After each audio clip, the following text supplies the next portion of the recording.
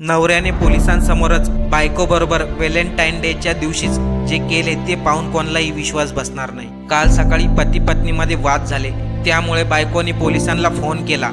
Police घरी आले, दोघांचे भांडण मिटवले आणि FIR नोंद करण्यासाठी तिला पोलीस स्टेशनला घेऊन जायला लागले। तेव्हा जे घडले तेव्हा पोलीसही आदरले। नेमकं काय घडले हे पाहण्या अगोदर आपण आमच्या चॅनलवरती नवीन असाल तर सबस्क्राईब आणि फॉलो नक्की करा। गंगा सिंह पतीचे नाव तर सोनिया त्या पत्नीचे नाव। 8 महिन्या अगोदर सोनिया आपल्या प्रियकराबरोबर पळून गेली होती। तेव्हा पतीच्या सांगण्यावरून पोलिसांनी त्याची पत्नी आणि प्रियकराला शोधून काढले। तसेच प्रियकराला पोलिसांनी ताब्यात देखील घेतले।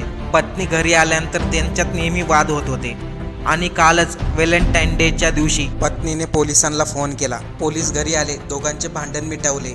तेव्हा पतीने कपाटामधून पिस्तूल काढली आणि पोलिसांसमोरच आपल्या बायकोच्या डोक्यामध्ये गोळी मारली। 25 वर्षीय सोनियाचा जागेवर